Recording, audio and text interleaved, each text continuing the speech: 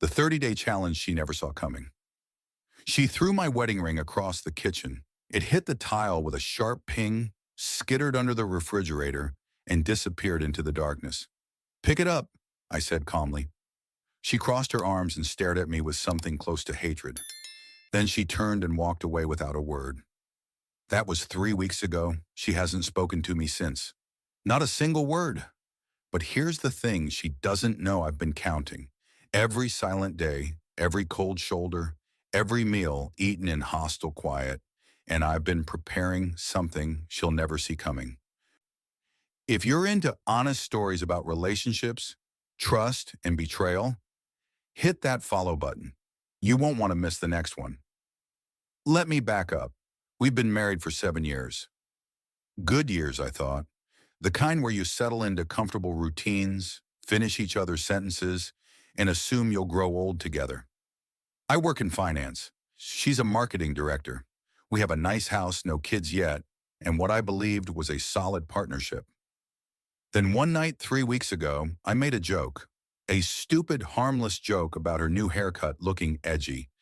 She'd spent 4 hours at the salon and came home looking like a different person, a symmetrical bold, dyed a shade of red that bordered on purple. I'd meant it as a compliment. Edgy was good, adventurous. She didn't take it that way. "You don't get it," she'd said, her voice tight. "You never get it." "Get what?" I'd asked, genuinely confused. That's when things escalated. She accused me of never supporting her choices, always judging her, making her feel small. I defended myself, too aggressively probably, and said she was being oversensitive. Classic mistake. Within 10 minutes we were shouting. Within 20 she'd thrown my ring across the kitchen. And then nothing. Complete silence. Day one I apologized. I bent down, retrieved my ring from under the fridge covered in dust and grime, and cleaned it carefully. I approached her that evening with flowers and a sincere apology. She looked straight through me, turned on the TV and cranked up the volume. Day two, I tried again, made her favorite breakfast, left it on the table with a note. She ate it in front of me without acknowledgement, scrolling through her phone like I was furniture. Day three, I got angry. "This is childish," I told her. "We're adults. We can work through this." She stood up, walked to the bedroom, and locked the door. I slept on the couch. By day 7, something inside me shifted. I was lying on that couch at 2 a.m., staring at the ceiling, and I had a thought that changed everything. What if I stopped trying to fix this? What if I used this time differently? The next morning, day 8, I didn't apologize. I didn't try to engage her. Instead, I went to the gym before work, something I hadn't done consistently in 3 years. The burn in my muscles felt clarifying, like physical proof that I was doing something, changing something. At lunch, I called an old mentor I'd lost touch with. We met for coffee, and within an hour, he'd offered to introduce me to a partner at a competing firm. "You're stagnating where you are," he said bluntly. "Time to move." That evening, I came home late. She was in the living room pretending to read, but I could tell she'd been waiting. I didn't explain. I went straight to the spare bedroom, my new temporary quarters, and started researching career opportunities online. Day 9, I bought new clothes. Not just a shirt or two, but a whole new look. Tailored, sharp. The kind of wardrobe I'd always admired but told myself was too expensive or unnecessary. I charged it all without guilt. Day 10, I got a haircut at an upscale barbershop. The kind with leather chairs and complimentary whiskey. The barber took one look at my conservative cut and said, "You look like you're in witness protection. Let's fix that." When I came home, she did a double take. For the first time in 10 days, she looked at me. Really looked. Her mouth opened slightly, but no words came out. She recovered quickly, turning back to her laptop, but I'd seen it. Surprise, maybe even interest. That's when I realized something important. Her silence had given me freedom.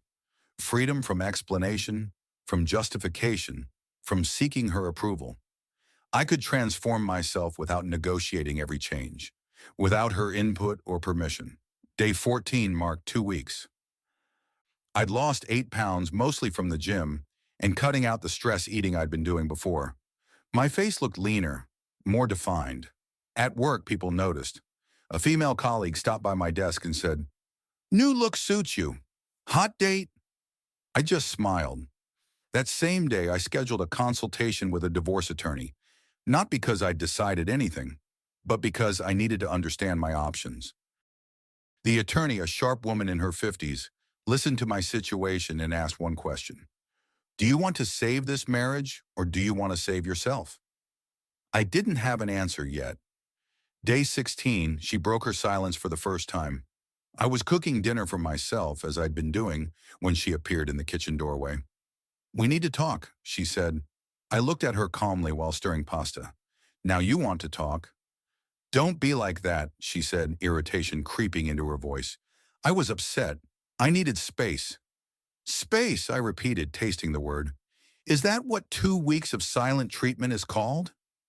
"You made me feel terrible about my hair," she shot back. I turned off the stove and faced her. "I made one comment that you interpreted as criticism. Instead of telling me that hurt you, you punished me for over 2 weeks. Do you see the difference?" She faltered. I thought you'd fight harder. Prove you cared." And there it was. The test. The game. She'd been waiting for me to grovel, to break down, to prove my devotion through suffering. "I'm not interested in proving anything through games," I said quietly. "I'm interested in being with someone who communicates like an adult." Her face flushed red. "So that's it? You're just giving up?" "I'm giving up on the old dynamic," I corrected. "Where you punish and I beg. Where you test and I perform. That version of us is done." She left the kitchen without another word, but I could hear her crying in the bedroom later that night. Part of me wanted to comfort her. The old me would have. But this new version, the one emerging from 2 weeks of forced independence, knew that would be a mistake. Day 20, I interviewed at the competing firm. The offer came through within 48 hours. 30% salary increase, better title, more autonomy. I didn't accept immediately, but I didn't refuse either. I let it sit, savoring the options opening before me. At home, she'd started speaking again, but our conversations were brief and loaded with tension. She'd ask where I was going, what I was doing, who I was with. I'd answer truthfully, but without elaboration. The power dynamic had completely flipped. "You're different," she said one evening, her voice uncertain. "I am," I agreed. "I don't like it." "That's unfortunate," I replied, not unkindly. "Because I do." Day 23, she tried a different approach. I came home to find her dressed up, makeup done, the dining room table set with candles and my favorite meal. She'd even opened an expensive bottle of wine. "What's this?" I asked. "Us," she said, attempting a smile. "Starting over. I miss you." I looked at the scene, the effort, the manipulation wrapped in romance, and felt nothing. Not anger, not desire, just nothing. "I appreciate this," I said carefully. "But I'm not hungry right now." Her face fell. "You're punishing me now." "No," I said. "I'm just being honest. This feels like another performance, and I'm tired of performing." Day 25, we had our first real conversation. No games, no tests, just two people talking honestly. She admitted the silent treatment had been suggested by her therapist and as a way to set boundaries when she felt unheard. But she'd taken it too far, weaponized it. "I was scared," she confessed. "Scared that if I told you how much your comment hurt, you'd think I was overreacting. So I just shut down." "That's not a boundary," I said gently. "That's emotional withdrawal, and it nearly destroyed us." "Nearly?" she asked, catching the word. "Does that mean there is still a chance?" I took a deep breath. "I don't know yet. The man you've been living with for 2 weeks, the one who goes to the gym every morning, who's rebuilt his confidence, who's considering new job offers, that's who I want to be. Can you love that version of me without trying to change him or test him?" She was quiet for a long time. "I think I already do," she finally said. "I just didn't realize it until I saw you pulling away." Day 28, we went to couples counseling. Our first session. The therapist, a no-nonsense man in his 60s, listened to our story and cut us straight to the point. "You used silence as a weapon," he told her, "and you almost lost your marriage because of it. To me, he said, you transformed yourself out of reaction rather than reflection. The question is whether that transformation is sustainable or just rebellion. Fair point. Over the next few days, I thought about it constantly. Were these changes real, or was I just reacting to her rejection? The answer came on day 30, exactly 30 days after she threw my ring. I woke up early, as had become my habit, and went for a run. When I came back, she was making coffee for both of us. A small gesture, but meaningful. I've been thinking, she said as I walked in, sweaty and breathing hard, about your job offer. I think you should take it. Why? I asked, surprised. Because you deserve it, and because I've been holding you back without realizing it. Every time you mentioned wanting more at work, I'd talk about stability, about not rocking the boat. I made you small to keep things comfortable for me. I sat down at the kitchen table, accepting the coffee she offered. What changed? You did, she said simply. And it made me realize I need to change too. Not because I am losing you, though I was afraid of that, but because I want to be the kind of partner who encourages growth instead of fears it. That day I accepted the job offer, and that evening, my wife and I sat down with a blank notebook and wrote out new rules for our marriage. Real ones. No silent treatment. Ever. No tests or games. Honest communication, even when it's uncomfortable. Equal partnership, not one person controlling through withdrawal. I'm going to mess up, she warned. Old habits are hard to break. So will I admitted. But we'll call each other on it. No silence. Just words. She nodded, and for the first time in 30 days, she took my hand. I'm sorry, she said, for everything. For shutting you out. For almost losing you. I'm sorry too, I said. For the joke that started this. And for not understanding how much you needed me to really listen. We didn't fix everything that night. Healing doesn't work that way. But we made a start. 3 months later, I'm in my new position and thriving. The confidence I built during those 30 days wasn't rebellion, it was rediscovery. I'd forgotten who I was outside of being a husband, outside of seeking her approval. The silent treatment forced me to find myself again. My wife started her own therapy, working through why she withdraws instead of engaging. She's learning to use her voice, to state her needs clearly, instead of expecting me to read her mind or pass her tests. Last week, she got her hair cut again. This time it was shorter, bolder bright blue streaks mixed with black. When she came home, I looked at her carefully before speaking. Tell me about it, I said. What made you choose this style? Her face lit up. I wanted something that felt like me, unapologetically me.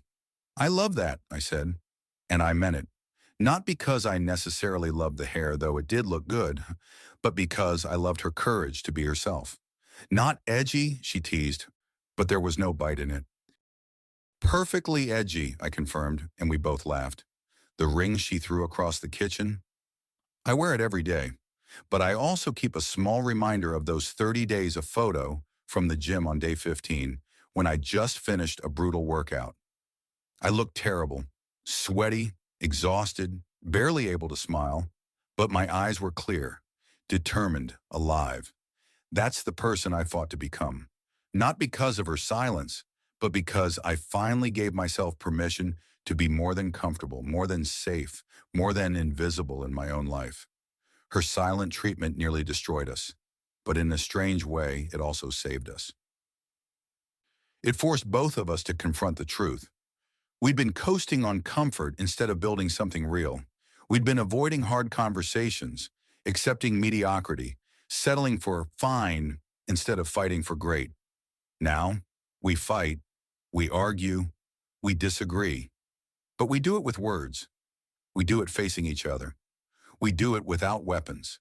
And on the days when one of us starts to withdraw, to retreat into silence, the other one calls it immediately. Hey, no, we use our words here. It's not always pretty, but it's honest. And honest, I've learned, is the only foundation worth building a marriage on. The funny thing is, she recently told me something I didn't see coming. On day 23, when she'd set up that romantic dinner and I'd walked away, she said that was the moment she knew she'd lost the old version of me, and she was terrified. I thought I'd broken us permanently, she confessed. I thought you were done. I almost was, I admitted. But then I realized I had a choice. I could leave and start over somewhere else, or I could stay and start over here. With you. Why did you choose me? She asked, vulnerable in a way she rarely is. Because the person I was becoming deserved a partner who could grow too. And I believed, barely, but I believed that you could be that person. She was quiet for a moment.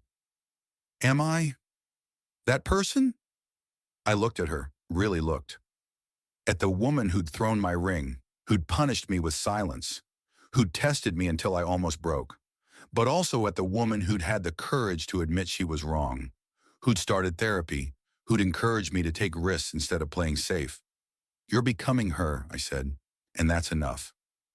That night we made love for the first time since the silent treatment began. It was different than before, more intentional, more present, like we were two people choosing each other fresh instead of just falling into familiar patterns. Afterward, lying in the dark, she said something that stayed with me. Thank you for not giving up on us, even when I gave you every reason to. Thank you for being worth fighting for, I replied, even when you made it hard. Looking back now, I understand something I didn't during those 30 days. Transformation isn't about becoming someone new. It's about becoming who you actually are underneath all the compromises and accommodations and diminishments you accept to keep the peace. The gym, the new job, the confidence. Those weren't masks I put on. They were layers of dust I brushed off. That person was always there. I just let him fade into the background of my own life. Her silent treatment didn't create a new me. It just finally woke up the real me. And the ironic thing, the version of me she was trying to punish into submission, the apologetic, desperate, approval-seeking version, that's the one she actually lost. The man who emerged from those 30 days, he's not going anywhere because he finally knows his worth. 6 months after the ring hit the kitchen floor, we renewed our vows, not in a big ceremony, just the two of us and a justice of the peace. But this time, we wrote our own vows. Real ones. She promised to use her words instead of her silence, to communicate instead of punish, to challenge me to grow instead of shrink to fit. I promised to listen even when it's uncomfortable, to stay present instead of checking out, to love her loudly enough that she never has to test whether I'm still there. We both promised that if we ever find ourselves stuck again, we'll get help instead of hoping it magically fixes itself, that we'll fight for us instead of against each other. And we promised that we'd never, ever use silence as a weapon again. Are we perfect now? Hell no. Last week, we had a massive fight about holiday plans with her family. She wanted to commit to 2 weeks at her parents' house. I wanted 3 days a maximum. It got heated. Voices were raised. At one point, she started to walk away, but then she stopped, turned around, came back. I want to walk away right now, she said, her voice tight with frustration. I want to shut down and make you feel as frustrated as I do. But you're not, I observed. But I'm not, she confirmed. Because I remember where that leads. We compromised on 5 days. Neither of us was thrilled, but we both felt heard. And that night, after we'd cooled down, she told me she was proud of us. For fighting? I asked, confused. For fighting and staying, she clarified. For not using our old tricks. For choosing the hard way. She's right, it is the hard way. Communicating is exhausting. Being vulnerable is scary.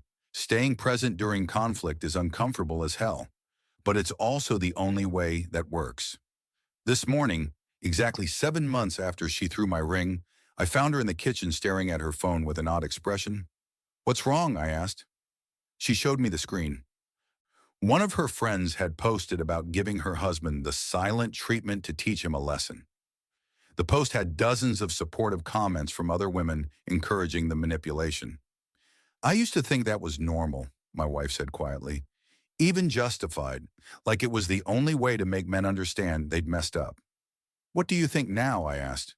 She looked at me and her eyes were clear. I think it's abuse, and I'm ashamed I ever did it to you. I pulled her into a hug.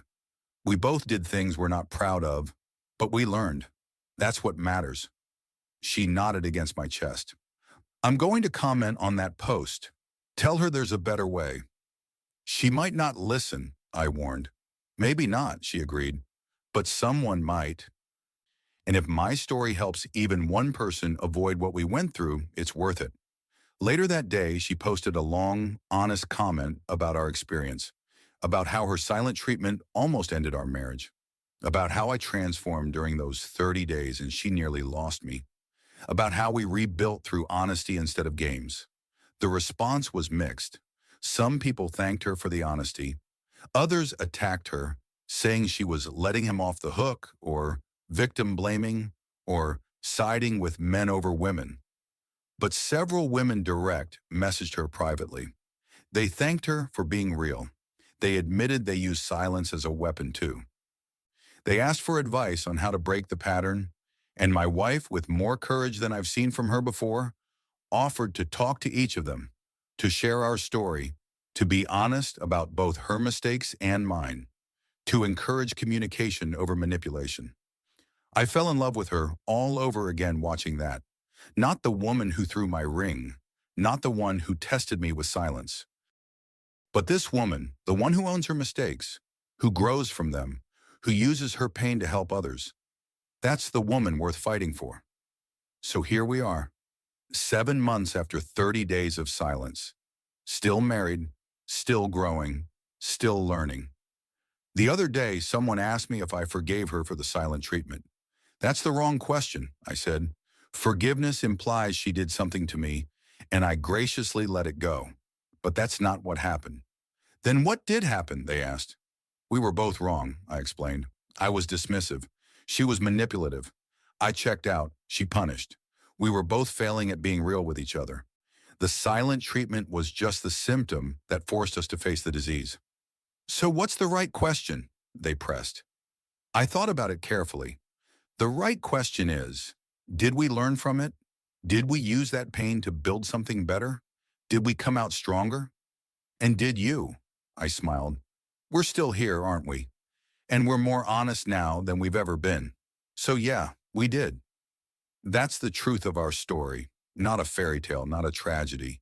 Just two imperfect people who almost lost everything, who fought like hell to save it, who emerged different but together.